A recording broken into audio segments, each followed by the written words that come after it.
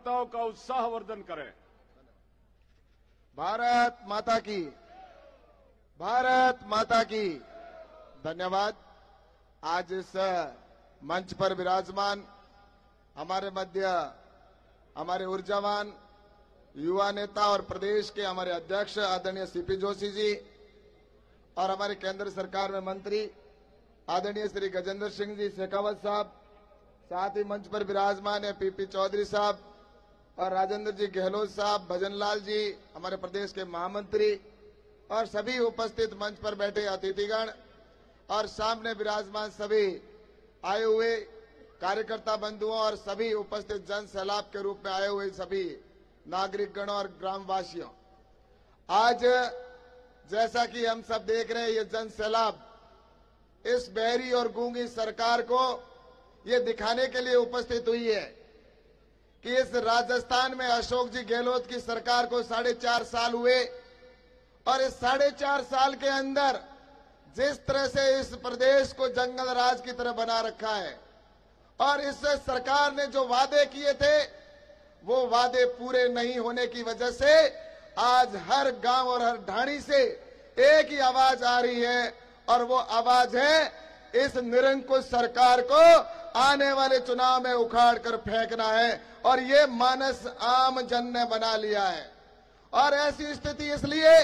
कि इन्होंने जनता से वादा किया था, इस प्रदेश में किसानों के साथ में धोखा किया, किसानों से वादा किया था कि हम संपूर्ण कर्जा माफ करेंगे, युवाओं को कहा था 3500 रुपए बेरोजगारी भत्ता देंगे,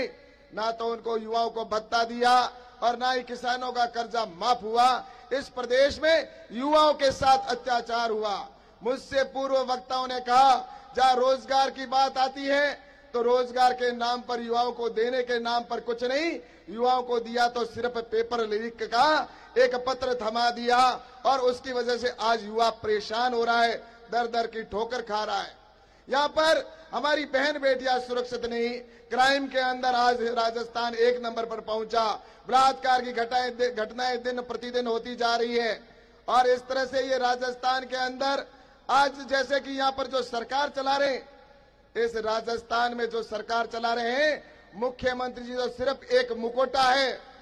अशोक जी गहलोत सिर्फ एक चेहरा है, बाकी इस पूरे राजस्थान में 200 विधानसभा है और 200 विधानसभाओं को भी 200 मुख्यमंत्री संभाल रहे हैं। इस तरह से लूट मची है। अधिकारी चाहे किसी को भी लगाओ, बजरी के माफियाओं के साथ मिलो, चाहे जमीनों के पट्टे हो, जमीनों पे कब्जा करना हो, उन भूमाफियाओं के साथ में मिलकर और भ्रष्टाचार का एक आलम और अड्डा बना रखा इस राजस्थान के अंदर। और राजस्थान के अंदर आज जिस तरह से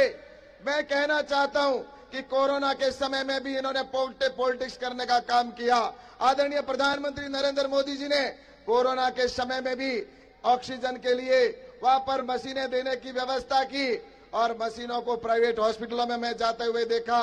और उसी के साथ में प्लांट लगाने की ऑक्सीजन की जब हॉस्पिटल में बात आई तो सबसे पहले प्रधानमंत्री जी ने समय चेताते हुए सभी मुख्यमंत्रियों को कह दिया कि आपको जहां जहां आवश्यकता है ऑक्सीजन के प्लांट लगाएं, लेकिन इन लोगों ने प्लांट ना लगाकर हर बात पर मोदी जी के ऊपर थोपने का काम किया और उसकी वजह से हजारों लोगों की जाने गई। और उसके बाद में लंपी जैसी बीमारी जो गायों के अंदर आई और उस समय केंद्र सरकार के मंत्री आदरणीय रूपाला जी ने तुरंत आकर जैसी बीमारी आई राजस्थान की सरकार को कह दिया था, यहाँ के मंत्री और मुख्यमंत्री को कहा कि जितना पैसा चाहिए आप पैसा लीजिए, लेकिन गायों को बचाना बहुत जरूरी है। और उस समय लंपी के टीके के लिए भारत सरकार ने 8 करोड़ रुपए एडवांस में दे दिए, लेकिन उसके बावजूद भी केंद्र के ऊपर थोपते गए कि ये केंद्र का विषय मोदी जी के ऊपर डालते गए। हर मुद्दे को गायों या हो या अन्य मुद्दा केंद्र के ऊपर डालकर इतिश्री करना चाहते हैं। मैं कहना चाहूंगा आपको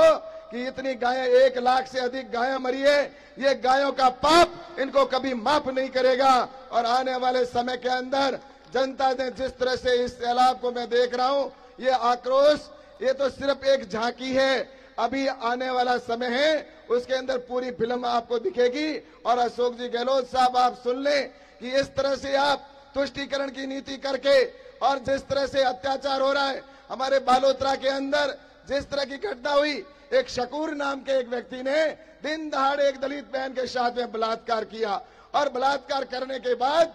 और उसके ऊपर ज्वलनशील पदार्थ डालकर, तेजाब डालकर उसको जिंदा जला दिया गया। और आज उसके बाद में भी आज वो जिसको मुलजिम को गिरफ्तार किया, आज उसको बचाने के प्रयास चल रहे हैं कि किसी तरह से उसको निकालो। ऐसी एक घटना नहीं, इस प्रदेश के अंदर हर शहर के अंदर, हर गांव के अंदर घटना देखने को मिलती है। इसलिए मैं आपसे कहना चाहता हूं कि हमें यहां से जाने के बाद सिर्फ ये नहीं कि हमने यहाँ पर बातें सुन ली, एक एक गांव, एक एक ढाणी जाकर और जनता जो यहाँ पर नहीं आई है उनसे जाकर कहना है कि हमें इस सरकार को किस तरह से आने वाले समय में उखाड़ कर फेंकना है। और ये सरकार और यहाँ बैठे अधिकारी भी सुन ले, ये अधिकारी जिस तरह से यहाँ पर बैठकर और इसके जिस तरह से चपात करते हैं और उनके पीछे घूमने का काम कर रहे हैं, मैं कह देना चाहता हूं कि सरकार के अंदर रहते हुए और जिस तरह से उनके नेताओं की आप आगे पीछे चाटुकारी करते हो,